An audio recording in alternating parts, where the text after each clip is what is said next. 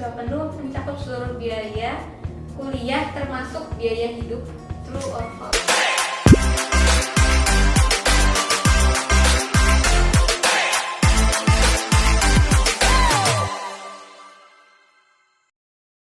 Halo teman-teman semua, balik lagi di High Talk Podcast Himes Bank episode ketiga. Nah, di episode kali ini kita bakal bahas tips dan trik seputar beasiswa.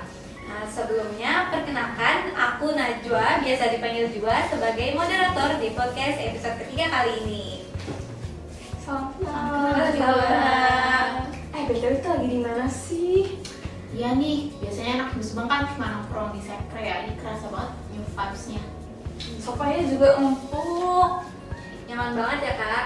Iya dong. Nah, kita lagi ada di Lab Multimedia Kreatif, tepatnya di lantai 5 lab terpadu FEB Unsur.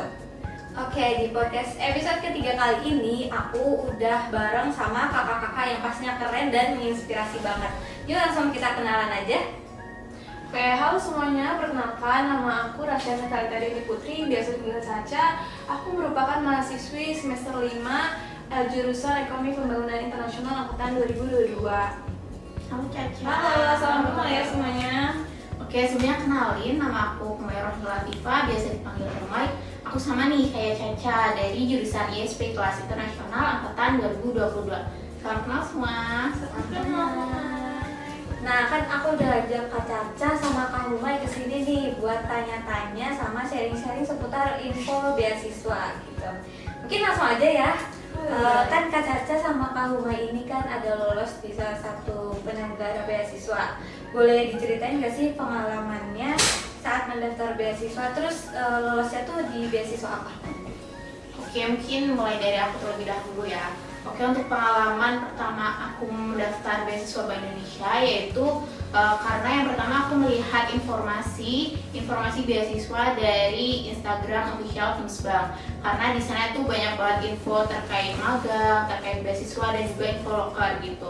Nah, di Instagram Himes Bank ini kan juga udah terjamin kebenarannya gitu. Jadi waktu ada pengumuman pendaftaran beasiswa ini tuh aku langsung mendaftar. Nah, untuk beasiswa yang sekarang aku jalan itu ada beasiswa dari Bank Indonesia.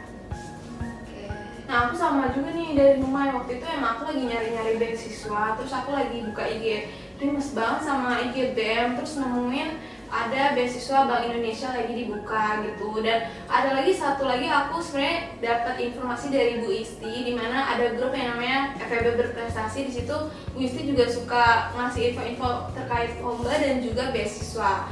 Gitu sih. Aku juga sama kayak Humay, sekarang lagi menjadi award beasiswa Bank Indonesia tahun ini gitu.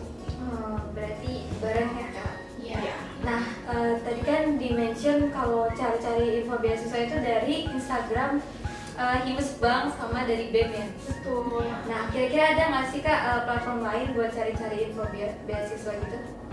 Kalau dari aku sendiri sejauh ini belum ada ya, masih terpaku dari Instagram official akun Himes Bank gitu.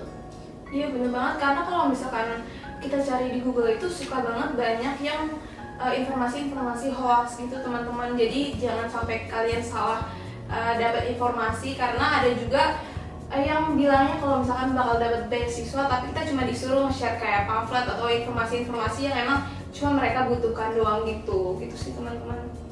Berarti yang paling terpercaya dari Instagram Himes Bank. Betul Ya, banget. Nah, terus kalau di beasiswa sendiri itu ada kategori khusus nggak sih kak buat daftar beasiswa itu? Kalau misalkan kategori itu pasti ada ya, di setiap beasiswa bakal ada persyaratan yang emang mereka kasih gitu, kayak IPK atau motivation letter yang harus kita kumpulin gitu.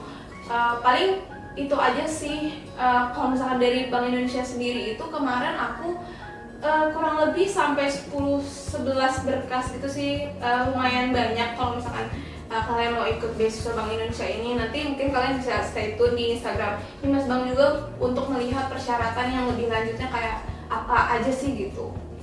Oke, jadi sama seperti yang dikatakan oleh Caca, untuk persyaratannya itu tergantung dari lembaga penyelenggara beasiswa itu sendiri.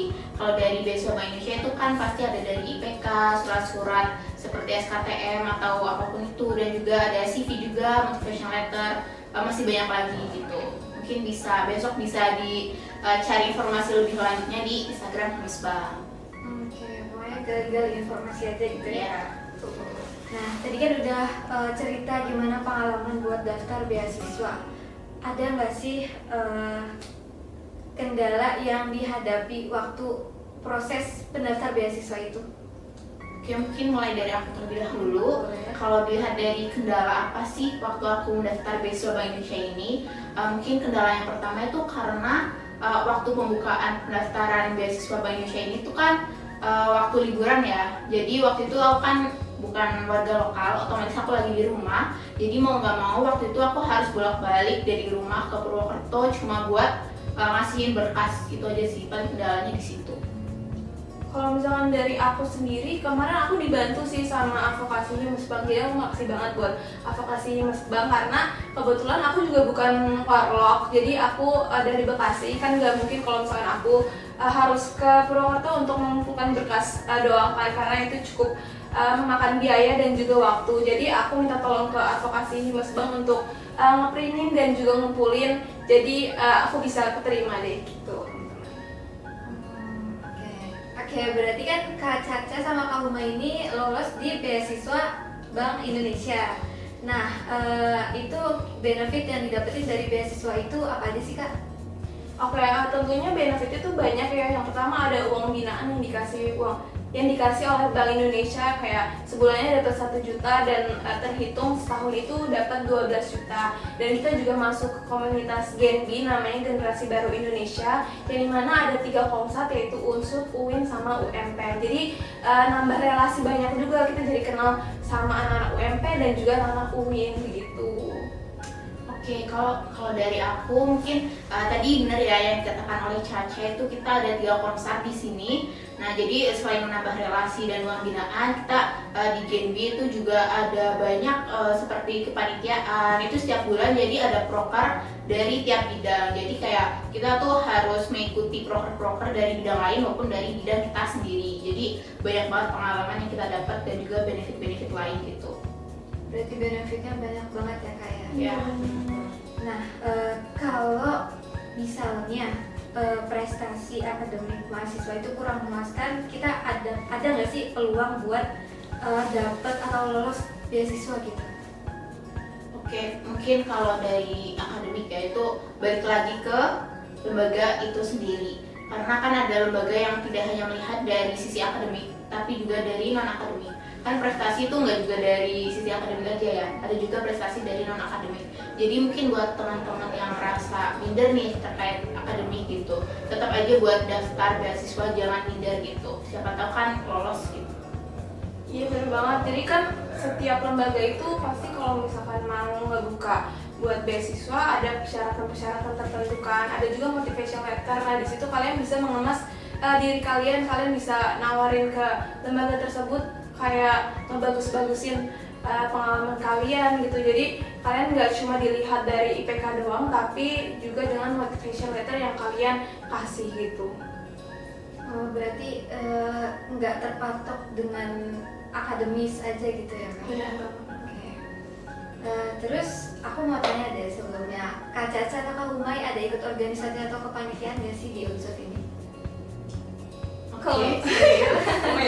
Oke, kalau dari aku, kalau di Unsur ini ya, aku cuma ngikutin organisasi Himasbank di bidang penelitian.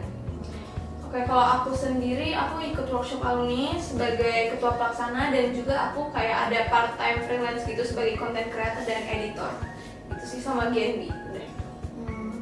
Kalau itu pasti, kalau ikut organisasi atau kepanitiaan itu kan pasti ada waktu-waktu hektiknya atau padat-padatnya gitu kan ya.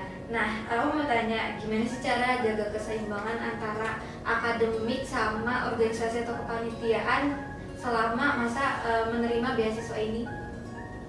Kalau misalkan dari aku sendiri sih, aku biasanya buat to-do list yang bakal aku lakuin seminggu ke depan gitu sih. Jadi aku tahu skala prioritas yang harus aku ambil. Jadi kalau bisa jangan sampai ada yang bertabrakan. Dan aku kan di workshop alumni sebagai ketua ketua pelaksanakan, jadi aku bisa mengambil waktu rapat yang emang nggak bentrok sama waktu lain gitu sih. Tentunya dengan kesepakatan staff-staff aku juga.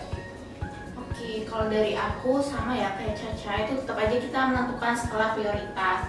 Nah, jadi baik itu di organisasi maupun di akademik, tetap aja sih kita kan tujuan utama di sini untuk kuliah ya. Tetap aja kita harus fokus ke akademik terlebih dahulu. Nah, kalau misal bisa juga nih kita melihat dari jauh-jauh hari seperti kegiatan apa aja sih yang bakal kita lakuin besok gitu. Jadi kita harus tahu kayak kegiatan apa yang bakal kita lakuin biar nggak bentrok gitu.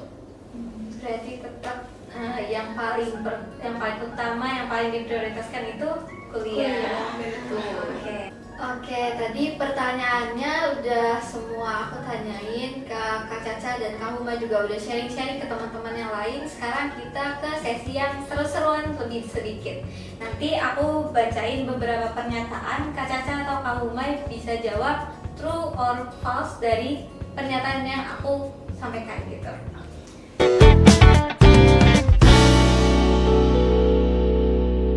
Oke, yang pertama, ikut beasiswa itu harus effort. True or false? True, menurut aku bener banget ya. Pastinya kalau misalkan suatu lembaga yang membuka beasiswa kayak gitu, pasti kita harus memberikan effort yang setimpal gitu ya. Tapi kalau misalkan di Bank Indonesia ini sendiri beasiswanya, aku tuh nggak cuma ngasih feedback, tapi dari feedback yang aku kasih itu mereka juga ngasih feedback. Kayak misalkan aku ikut komunitas Genbi ini, lalu aku di sana itu tuh kayak semacam organisasi juga, dan nanti kayak sebulan itu kita bisa ada 4 sampai 5 broker di dalamnya. Jadi kita di situ diajarin gimana kita bisa memanage waktu kita dengan baik. Terus juga banyak banget pengalaman-pengalaman yang emang nggak bisa aku dapetin di kampus gitu sih. Oke, lanjut ke pernyataan yang kedua. Apakah mendapatkan beasiswa harus di atas IPK 3? True or false? False. Itu tetap ya, balik lagi ke lembaga itu kan ada persyaratan tertentu apakah IPK itu harus di atas 3 atau enggak. Tapi kalau dari beasiswa Bank Indonesia ini tuh true ya, karena emang persyaratannya itu IPK harus di atas 3,0. Oke, jadi balik lagi ke penyelenggara beasiswanya sendiri. Oke, pernyataan yang ketiga, apakah beasiswa penuh mencakup seluruh biaya kuliah termasuk biaya hidup? True or false? False ya. Kalau misalkan beasiswa Bank Indonesia sendiri itu hanya memberikan uang binaan yang sebenarnya kita bisa pakai buat biaya pendidikan maupun biaya kehidupan sehari-hari gitu. Jadi kalaupun emang dipakai buat dua-duanya nggak bakal full di keduanya. Jadi pasti hanya bisa mengcover setengah biaya pendidikan dan juga setengah biaya kehidupan gitu sih. Berarti tergantung kitanya mau pakai atau menggunakan ke pendidikan atau kebutuhan gitu ya. Betul. Oke. Terus lanjut ke pernyataan keempat, hanya mahasiswa dengan nilai akademik tinggi yang berhak mendapatkan beasiswa. True or false? True, false. Ya, karena kan ya beasiswa nggak selalu tentang akademik ya. Balik lagi, tadi udah seperti mention, kadang ada yang melihat dari sisi akademik maupun non akademik. Prestasi itu kan nggak melulu tentang akademik ya, jadi kayak kita tuh tetap bisa mencari beasiswa walaupun mungkin IPK kita merasa rendah atau apa, namun tetap bisa sih cari beasiswa lain mungkin gitu. Berarti kalau misalnya akademik yang kurang memuaskan juga nggak apa-apa ya Kak? Iya, tetap aja bisa mendaftar gitu. Kalau gitu kita lanjut ke pernyataan yang kelima. Beasiswa itu hanya ditujukan untuk mahasiswa S1. True or false? Oke, false ya teman-teman, karena aku juga punya teman yang anak D3 dan bisa ikut mengikuti beasiswa Bank Indonesia ini, dan dari Bank Indonesia ini sendiri juga memberikan beasiswa ke SMK 1 Purwokerto gitu, dan juga banyak beasiswa lain yang emang ngebuka untuk mahasiswa D3 maupun S1, S2 dan juga anak-anak sekolahan juga banyak gitu. Jadi false ya. Berarti nggak melulu harus mahasiswa S1 ya Kak? Benar. Oke. Terus ini pernyataan yang terakhir. Wawancara merupakan tahap akhir dalam proses seleksi mahasiswa. True or false? True. Kalau dari Bank Indonesia, kita kan memiliki 2 seleksi. Yang pertama itu ada seleksi berkas. Nah, yang kedua itu ada seleksi wawancara. Nah, yang kemarin aku amati itu dari Unsud, awal-awal yang daftar itu ada 200 hampir 300 mahasiswa. Nah, setelah lolos dari seleksi berkas ini, yang lolos cuma 100 mahasiswa. Nah, setelah wawancara ini cuma 75 mahasiswa. Jadi emang Bank Indonesia itu tuh membuka kuota untuk Unsud itu 75 mahasiswa, untuk UMP dan UIN itu 50 mahasiswa. Jadi total semuanya itu ada 175 mahasiswa di Kota Purwokerto sendiri gitu. Berarti persaingannya cukup ketat Ya, lumayan. Oke. Nah, teman-teman udah habis sesi bincang kita sama Kak Humay dan Kak Caca. Aku ngucapin terima kasih banyak buat Kak Humay dan Kak Caca udah mau diajak sharing-sharing sama teman-teman High Talk. Mungkin boleh kasih closing statement buat teman-teman. Oke, mungkin mulai dari aku dulu. Buat teman-teman yang mau atau lagi cari beasiswa nih, boleh nih cari di Instagram dari Himsbank atau BEM atau dari grup-grup FEB berprestasi seperti itu. Dan juga untuk teman-teman yang ngerasa minder terkait akademik, jangan minder. Jadi kayak masih banyak beasiswa-beasiswa yang membuka, nggak cuma dari melihat dari sisi akademik aja gitu. Jadi kayak tetap semangat buat semuanya. Ya oke teman-teman, kalau misalkan dari aku semangat buat menempuh pendidikannya. Kalian jangan khawatir untuk kalian yang punya kendala uang pendidikan, karena kalian bisa mengikuti beasiswa-beasiswa nggak cuma dari beasiswa Bank Indonesia, tapi juga ada banyak beasiswa lain yang bisa kalian pakai untuk kalian membiayai pendidikan kalian maupun kehidupan kalian sehari-hari gitu teman-teman. Jadi jangan sampai salah ngambil informasi. Kalian jangan sampai lihat informasi itu cuma dari covernya doang. Kalian harus teliti lagi dalam mencari informasi. Kalian bisa cari informasi di IG Himsbank ataupun BEM ataupun di grup FEB berprestasi, karena itu menurut aku yang paling terpercaya gitu. Cukup dari aku. Oke, sekali lagi aku mengucapkan terima kasih buat Kak Caca sama Kak Humay udah mau ngobrol bareng di High Talk episode ketiga ini. Oke, sampai sini dulu teman-teman. Tunggu kita di konten-konten berikutnya. Dan jangan lupa buat like, Komen, Share dan subscribe subscribe YouTube YouTube Himsbank. Himsbank. Dadah. Dadah. Podcast. Komunitas yang dimana ada 3 komsat, yaitu UMP, Unsud, sama yang satu lagi apa? Satu lagi. Lupa gue. Sorry. Cek. UIN satu lagi. Cut dari awal. Ini pertanyaan.